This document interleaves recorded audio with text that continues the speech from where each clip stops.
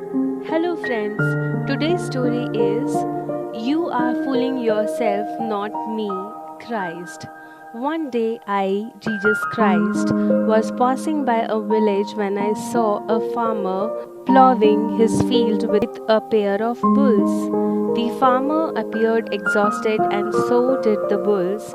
But this was understandable since it was summer and the sun was beating down relentlessly on both man and beast. But as I was walking past the field, there was something else that caught my attention. The farmer, while goading the bulls to plow his field, was also cursing and abusing them in a loud voice.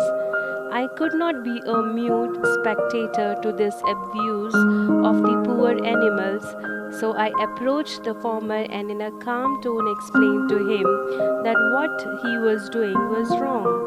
Feeling repentant at his behavior, for after all he was a simple farmer, he immediately folded his hand and said, "Forgive me, Jesus, I realize that I have errant.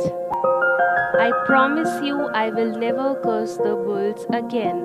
I went along my way happy with the thought that I had succeeded in helping the farmer realize his mistake. After 6 months later, I happened to pass by the same village and remembered the farmer. I was keen to learn whether the farmer has mended his ways, so I deliberately changed my path and went by the farmer's field to find out how he was treating his bulls. I could clearly see him from a distance, toiling to his field with a pair of bulls. But to my utter shock, as I neared the field, I could see the farmer had not changed at all. Compelled by his old habit, he continued to shower a volley of abuse at the helpless animals who were panting and gasping for breath, buckling under the burden of all the hard work they were being made to do. I was pained by the fact that his attitude towards his animals has not changed at all.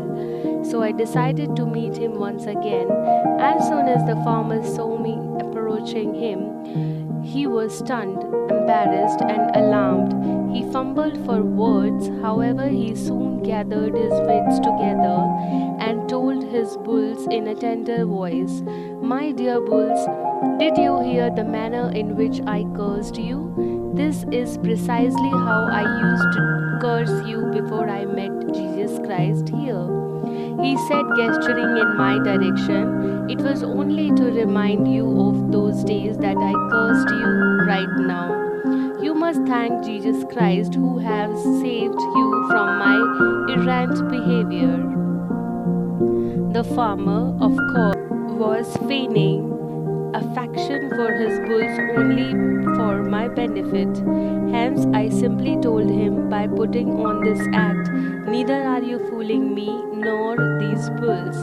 Ultimately, you are deceiving only yourself." Today, I wish to reiterate the same to you, dear readers. By visiting a church or reading the Bible, celebrating Christmas, you are trying to deceive me into believing that you are remembering me. But let me tell you, I am not misled by the pretense. It is you who have ended up deluded about me. So instead of attempting to mislead me, if you follow my teaching in life, you will definitely flourish and prosper. Moral of the story: actually, every person's soul dwells within him a witness, and as his conscience, while lying to someone or living in falsehood, you might succeed in deceiving others, but you are always aware and conscious of your own lies. This is because you are accountable to your soul. Remember, nothing can be hidden from the soul, and it is impossible to deceive it. So, why should you unnecessarily hide things from people or deceive them? Thank you.